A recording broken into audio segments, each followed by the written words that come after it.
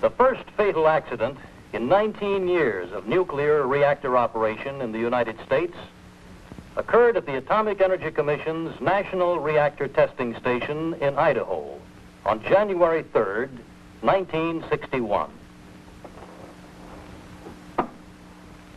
This film, depicting the operations that followed the accident, is a combination of actual and reenacted scenes. It is presented for the purpose of studying and improving the methods and techniques of handling nuclear emergencies.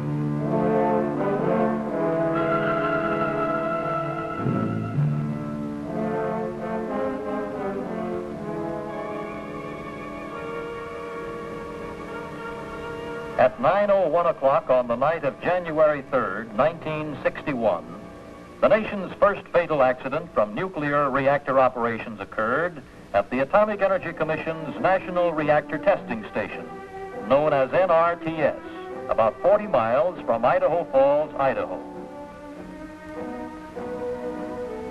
The accident occurred in a prototype facility known as the Stationary Low Power Reactor Number 1, and referred to as the SL-1. The SL-1 was built as a result of a request to the AEC in 1955 by the Department of Defense for a small nuclear power plant to supply power and space heat for remote military installations. The reactor, originally designated the Argon Low Power Reactor, or ALPR, was designed by the AEC's Argonne National Laboratory to gross specifications that called for above-ground construction, components that could be transported by cargo aircraft, and a reactor that could operate continuously for 3 years on one fuel loading.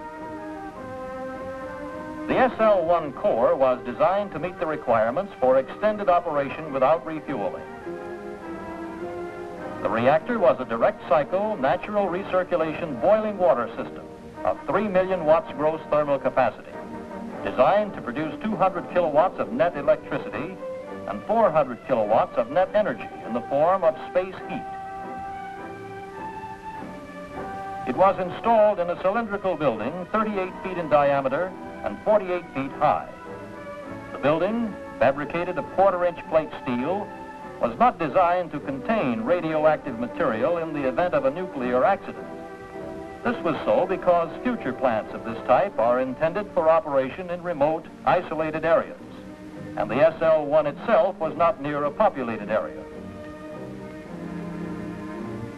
The pressure vessel which holds the fuel was installed in the lower portion center, shielded by local gravel. Most of the plant equipment was installed in the middle portion of the reactor building. On August 11, 1958, the reactor went critical. That is, sustained a controlled chain reaction.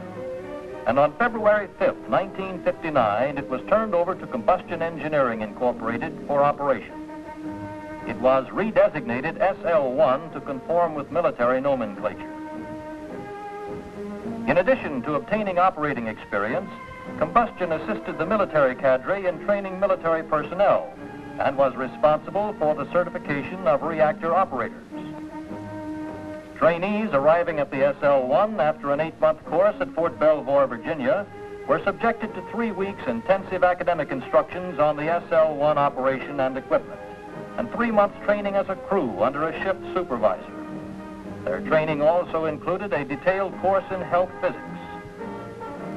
Upon passing rigid written and oral examinations by members of both the military cadre and combustion engineering boards, a trainee was assigned to a regular shift crew. At the time of the accident, the reactor had been operating for over 2 years and had produced 931.5 megawatt days of thermal energy. The reactor was shut down on December 23rd for maintenance and minor modifications. At 4 p.m. on January 3rd, 1961, the day shift was relieved by a three-man crew consisting of a shift supervisor, an operator, and a trainee due to be certified as an operator the following month. Their instructions were to prepare the reactor for eventual startup the next morning, including making the final connections between the control rods and control rod drive motors.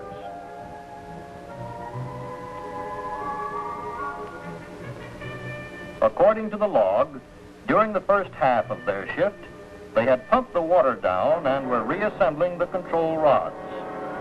Then, at 1 minute after 9, an automatic alarm sounded in fire station number 1, fire station number 2, and the communication center of the AEC's Idaho Operations Office.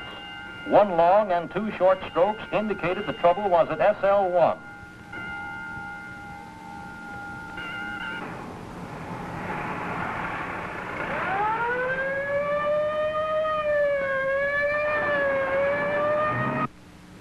The Idaho Operations Dispatcher broadcast the alarm over the testing station radio network, informed the Security Division duty officer, and in accordance with pre-planning, requested that a health physicist be dispatched from the materials testing reactor. In less than 10 minutes, the firemen arrived at the SL1 and found it seemingly deserted. The temperature was 17 degrees below zero.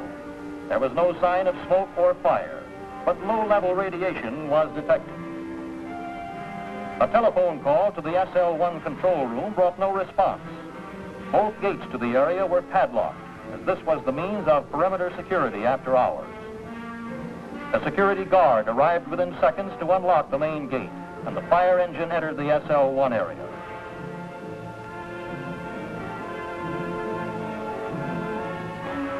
The guard unlocked the front door to the administration building, and the firemen entered.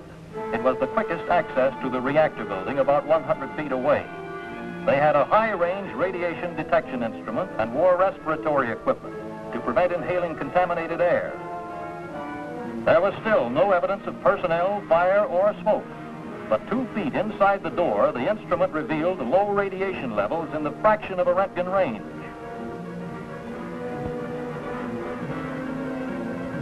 The fire engine was ordered out of the area to Fillmore Boulevard for standby duty.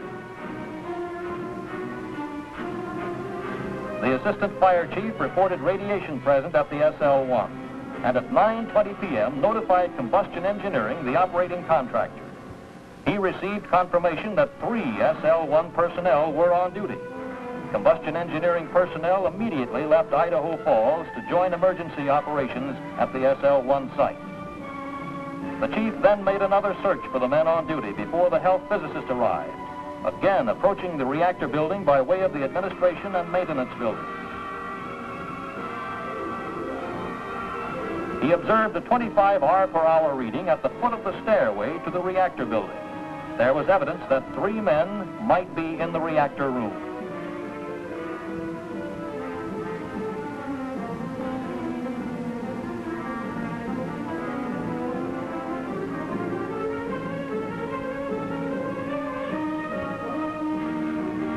A request was made to NRTS facilities for additional high-range radiation detection instruments, health physicists, and protective clothing.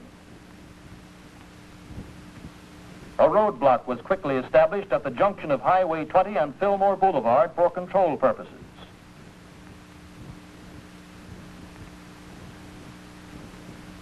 At 9:36, 2 health physicists arrived with additional equipment, and one of them accompanied the assistant fire chief into the reactor building.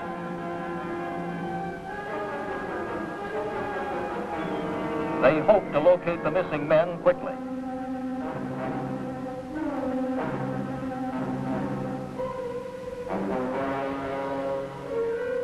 The control room was unoccupied.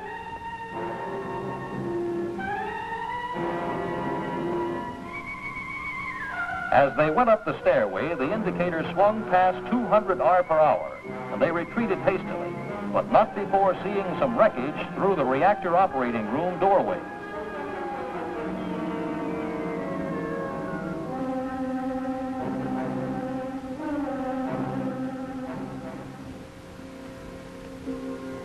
Meanwhile, at the Idaho Operations Office headquarters, 41 miles away in Idaho Falls, a control unit comprising the directors of AEC Health and Safety, Security, Military Reactors, and Public Information Offices was quickly mobilized. The SL-1 accident was declared a Class 1 disaster and immediately broadcast over the NRTS radio network. The Idaho manager assumed responsibility for overall emergency plans and procedures. 3 things had to be done at once: locate and rescue or recover the 3 missing personnel, ascertain the condition of the reactor, and determine how much contamination was being released to the environment. Because of the high radiation problems, protection of all personnel involved was an important consideration in every action taken.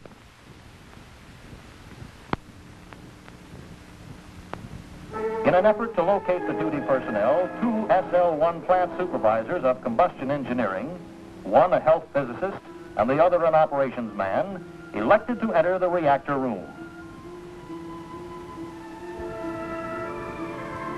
Acting quickly, they located 2 of the men, one still alive, then took dose measurements and returned to the area gate for help.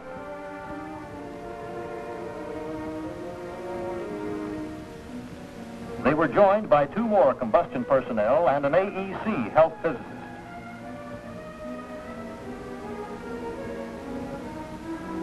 All 5 returned to the reactor room as a rescue team.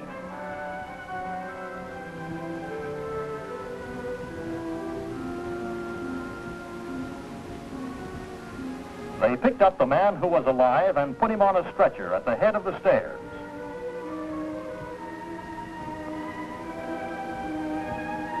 They saw that the second man was dead, and another 4-man team shortly afterward discovered the 3rd man lodged in the ceiling, also dead.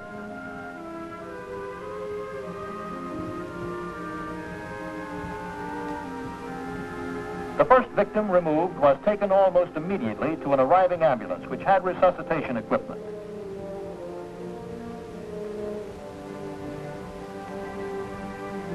A nurse administered oxygen to the casualty en route to the control point, where an AEC doctor pronounced him dead at 11:14 p.m.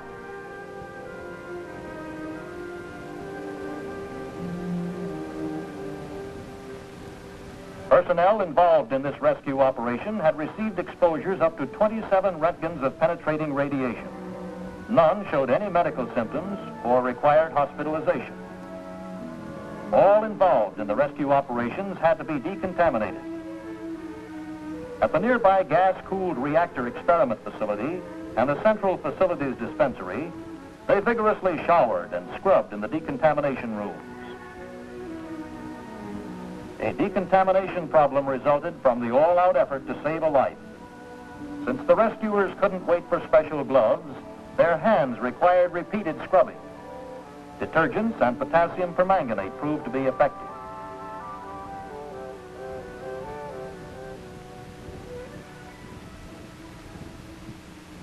To monitor for airborne radioactivity, a chartered airplane was in the air at daybreak with an aerial survey analyzer.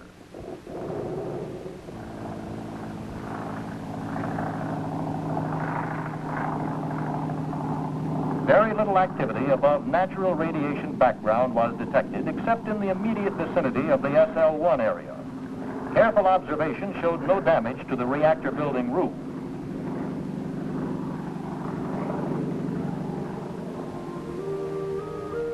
With all 3 crew members accounted for, there was now time for instituting further safety controls. Organization of recovery teams could proceed more deliberately.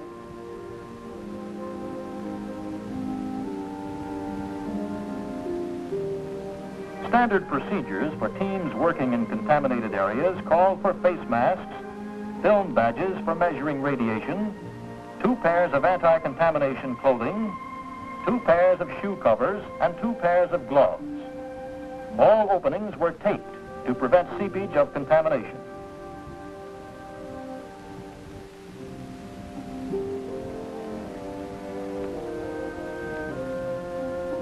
From that time, progressively less contamination and exposure of personnel was experienced. And by the end of the week, the standard operational exposure limit of 3 Roentgens per quarter of penetrating radiation per person was established. Teams were thoroughly briefed to minimize exposure time. 1 minute was set as the time limit in high radiation fields. A health physicist accompanied each team and also acted as a timer. He remained outside high radiation fields to minimize radiation exposure. This was done to conserve available health physicists for the many operations yet to be performed. On the night of January 4th, plans were carefully laid for the recovery of the second casualty. A 6-man military team of volunteers comprised entirely of the victim's fellow cadremen was organized and briefed. It was decided that a blanket would be less unwieldy than a stretcher.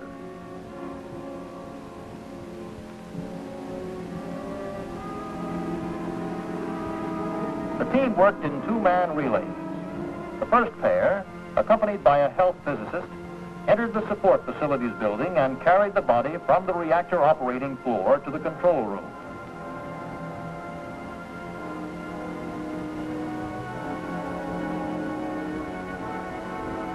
The second pair took over at the reactor control room to bring the victim outside, then carried him out of the SL1 area through the perimeter gate.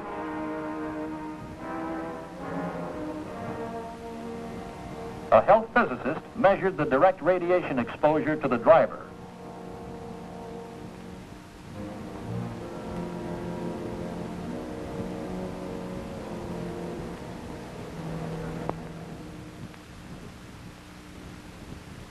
The emergency required other important action that same day, January 4th.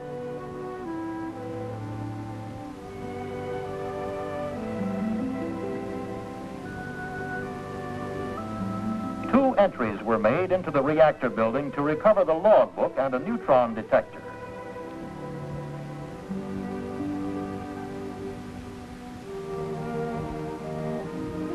This led to later installation of remote reading instruments and audible alarms as a warning against further trouble with the reactor.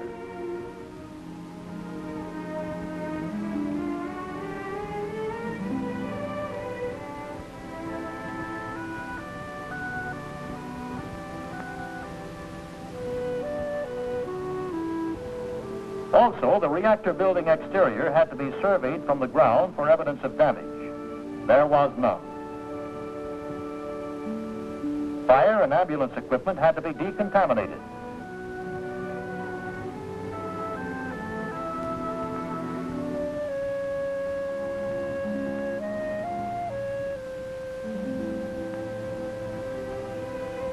The field command post, which was to serve for several weeks, had to be firmed up with additional trailers and power equipment.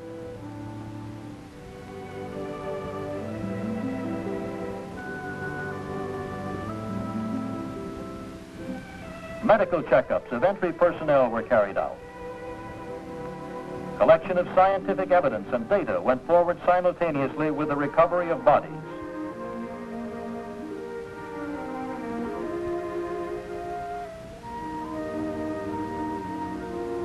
The first positive evidence as to the nature of the accident came from a nuclear accident dosimeter recovered from the reactor building. Activation of its gold foil into radioactive gold-198 tended to indicate that an uncontrolled chain reaction had taken place.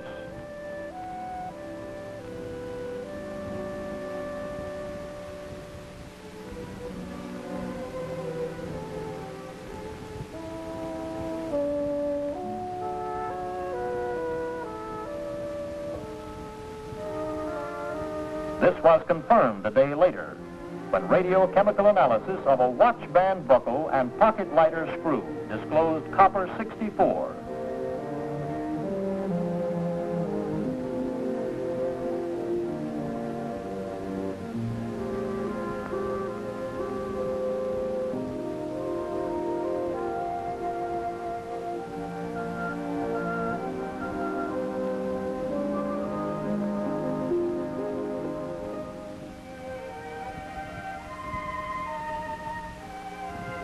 Only neutron capture could have transmuted naturally occurring gold-197 and copper-63 into radioactive gold-198 and copper-64.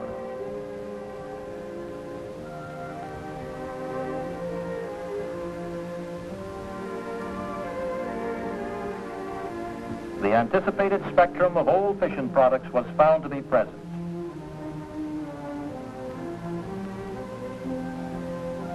Also found were several isotopes of the uranium fuel.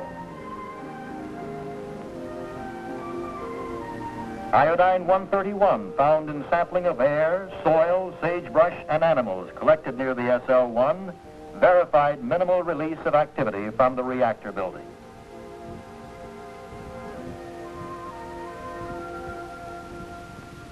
Within 3 hours after each entry into the SL-1 site, film badges were processed to determine the precise exposures received. After the initial entry, no personnel received more than 9 Röntgen's gamma exposure. Special data processing procedures had been initiated by January 4th, involving 2 or more film badges daily for many individuals. Total radiation exposure was tabulated on summary cards. Reports were issued daily by name, date of exposure, and amounts of radiation chargeable to the SL-1 incident. Later, a daily breakdown was issued according to radiation dose and summary of individual accumulated exposures. This information was used in scheduling assignments, planning operations, and in otherwise limiting the activities of individuals. The data also proved to be invaluable as a check on the accuracy and effectiveness of health physics controls. By the morning of January 5th, direct radiation checkpoints covering the entire SL-1 area were being surveyed every 2 hours, and a survey grid was plotted to a radius of 2,000 feet. Calculations were made from readings of direct radiation from the reactor building. As of mid-January, direct radiation levels ranged from 0.002 Röntgens per hour at 2,000 feet to 1.1 Röntgens per hour at 100 feet from the reactor. In contrast, at the top of the reactor, the readings were approximately 1,000 Röntgens per hour. Film badges routinely placed at 1 mile intervals on Highway 20 read less than 10 milliröntgens, total dose for a 12-hour period beginning 5 hours before the accident occurred.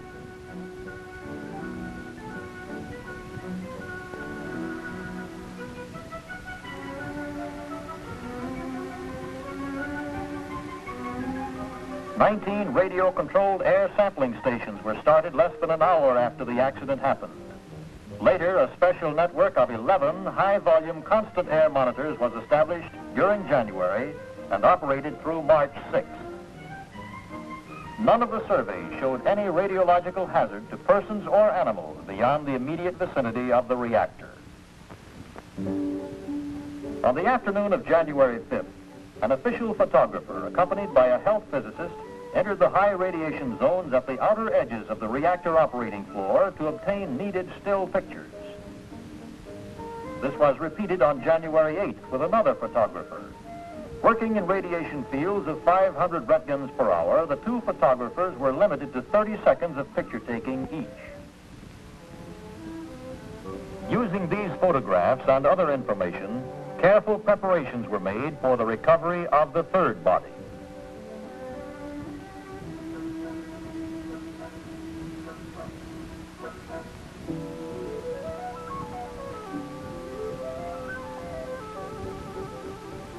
An Army Radiological Assistance Team from the Dugway Proving Grounds, Utah, offered to assist in the recovery effort for practical experience and training.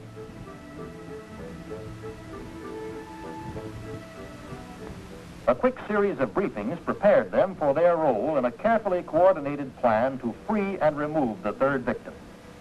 The third body could not be removed by direct methods. It was situated where radiation levels were most intense, directly above the reactor. Also, there was concern that a heavy shield plug, blown from the reactor vessel head into the ceiling, might fall on the reactor and jar dislodged fuel elements into a second critical mass. The only recourse was to improvise a long mechanical arm that could breach the freight doors at the second-story level of the reactor building, retrieve the body and shield plug as they were dislodged, and lower them to the ground. A hastily fabricated wedge on the boom of a mobile crane was used to pry apart the sliding freight doors. Then a 5 by 20-foot stretcher-like apparatus was fastened to the crane's jib as a catching net. Specially designed and fabricated for this recovery operation, it was carefully maneuvered into the narrow space between the top of the reactor shielding blocks and the monorail of the overhead crane. Here and during subsequent remote control operations, H.K. Ferguson Company, a construction contractor, rendered extensive support. Finally, 5 nights after the accident, 22 volunteers working in relays succeeded in removing the body from the reactor building. On the morning of January 9th, it was transferred from the stretcher to a cask and transported to a shielded facility for decontamination. Medical studies showed that 2 of the men were killed instantly, and the 3rd died of multiple injuries received at the time of the accident.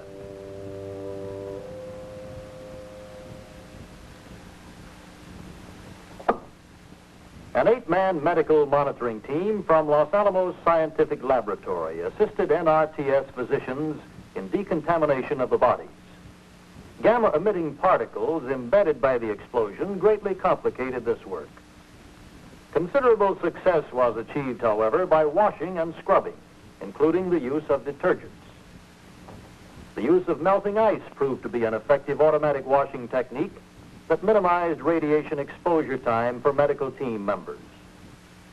The lining of standard metal caskets and vaults with lead sheeting resulted in final gamma readings at the outer surfaces of the vaults not exceeding 300 milliroentgens per hour generally.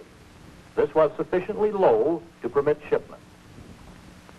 On January 13th, the bodies were released to the Department of Defense, which then arranged for burial services in accordance with wishes of the families at private and national cemeteries. This completed phase 1 of the SL-1 operations.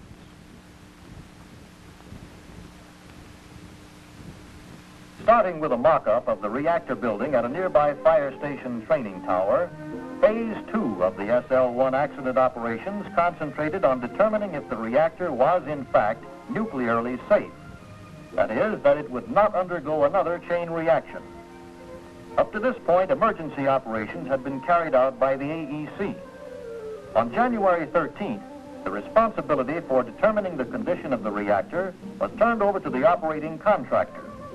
Proposals from Combustion Engineering were approved by IDO for remote control viewing of the reactor top head and the interior of the reactor vessel, using both motion picture and television cameras on the end of a cherry picker crane.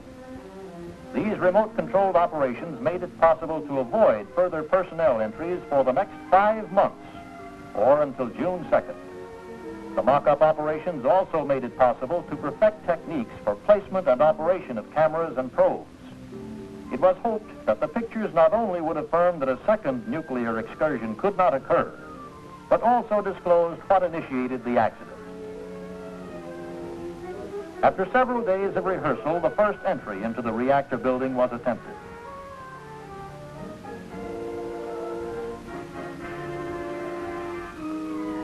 Equipment attached to the boom of the crane was maneuvered inside the reactor operating room through the freight doors by personnel operating the crane from a lead-shielded cab. The crane operator was guided by observers who could see directly into the reactor operating floor from a 30-foot tower 200 feet away. With field glasses, every move could be closely spotted for the man on the ground. Thanks to this arrangement and the extensive mock-up training, the equipment was successfully positioned. First films taken of the reactor head area showed that 6 nozzles were open to the atmosphere. Only one appeared to be completely free of obstructions.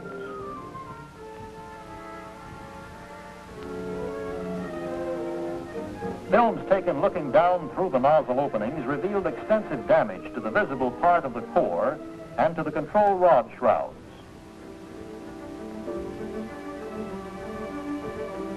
control rod extensions still protruding up through the nozzles indicated that most of the control rod blades were still in the core region.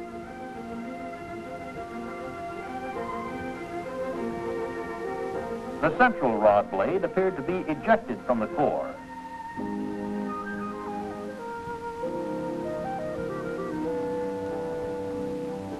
Closed-circuit television cameras, specially fabricated for radiation resistance, also permitted remote-controlled observations. These were recorded on motion picture film in a canvas-enclosed truck. These lacked definition but had greater flexibility. The operator could be instructed to hold on certain scenes or move more quickly to something else.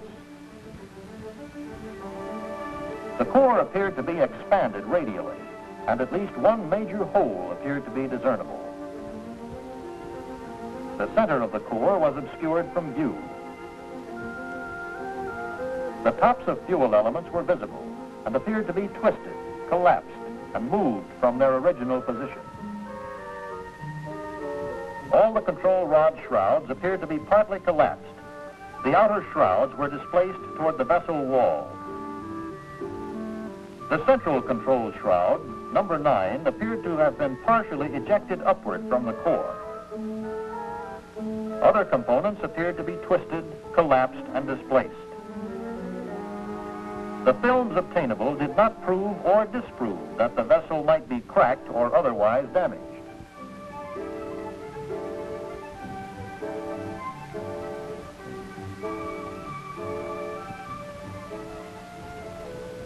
Other photo entries were made with a shielded, remotely controlled miniature camera. It produced still pictures that had to be greatly enlarged, but more completely defined the condition and damage to the core.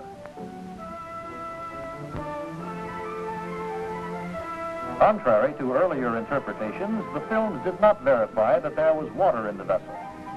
Subsequently, chemical probes containing potassium permanganate crystals confirmed assumptions that the vessel was dry at the time of the measurement.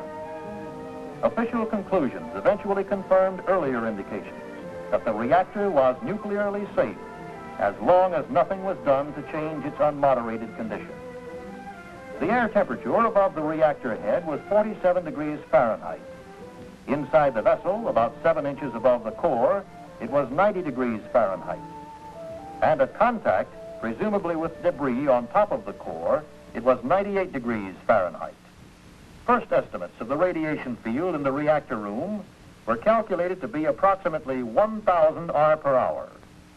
By late April, the radiation levels had decreased to the 200 R per hour range. Films from a pinhole camera spotted several locations and sources of high gamma radiation activity outside the reactor vessel, presumably from reactor components blown from the core by the force of the explosion. Calculations of the energy needed to cause the observed damage to the ceiling and the reactor indicate that the explosion was sufficient to create an internal pressure of at least 500 psi. From the presence of short-lived yttrium-91M, one of the daughters of strontium-91 found in clothing samples, the total fissions were estimated to be 1.5 times 10 to the 18th, or 1.5 billion fissions. These early calculations showed that the total energy released in the accident was at least 50 megawatt seconds. These levels are equivalent to the energy released by from 2 to 10 pounds of TNT.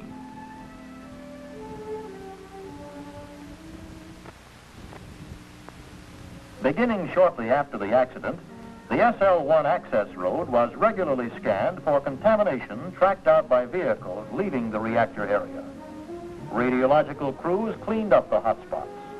Wherever possible, vacuum cleaners were used to remove radioactive and other particulate material to the burial ground. In some instances, the activity was leached into the permeable soil with water hoses.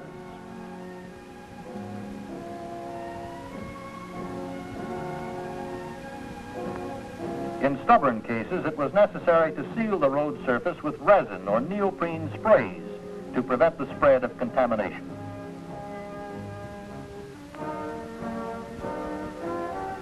Some valuable lessons were learned early from the SL-1 experience.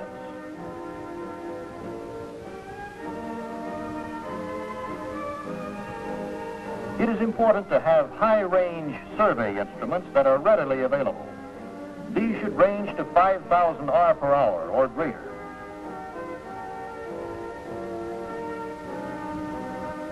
Special methods must be incorporated into pre-planning for handling highly contaminated and radioactive casualties. A movable lead shield with armholes permits close work with minimum exposures. Also, lead shielding jackets and full-face masks to accommodate eyeglasses.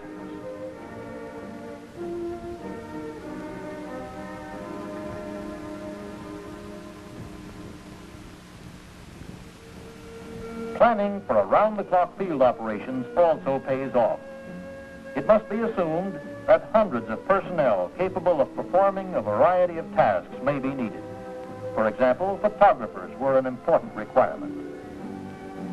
It may be necessary to rely on extensive support from operating and construction contractors, from other AEC installations, and from military organizations.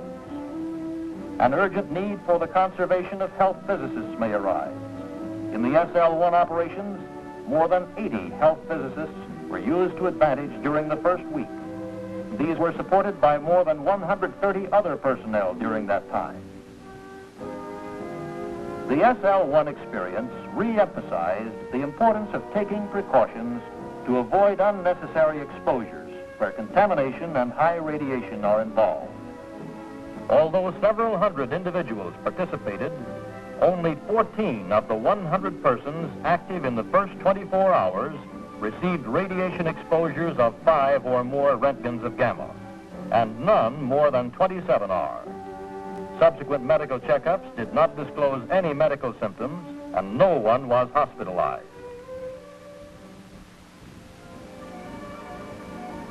The SL-1 accident had little or no adverse effects on the environment outside the immediate reactor area. Life went on as usual in surrounding communities.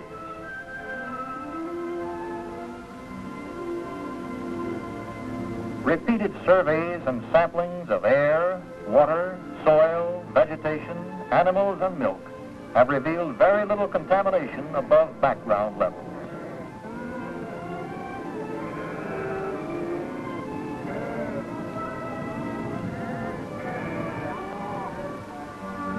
Prompt and factual release of information from the start alleviated public concern. With little public excitement and no sensationalism, a certain recognition was gained of the fact that hazards in the nuclear field, as with those of any other industry, can be dealt with effectively.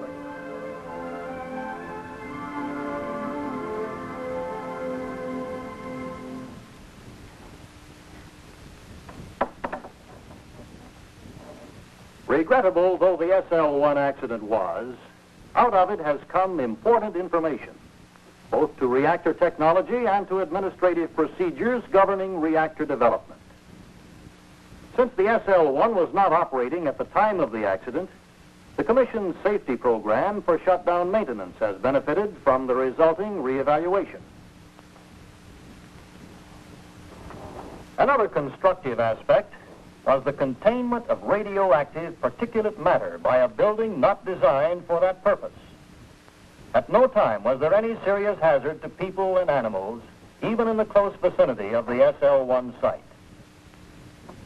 This film on phases 1 and 2 of the SL-1 recovery operations was completed as phase 3 sought to determine what destroyed the reactor.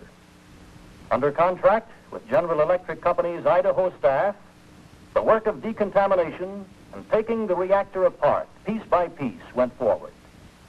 It was a tediously slow process, extending into the following year. Various potential mechanisms that could have caused the excursion had to be explored. No unknown phenomenon was expected, however.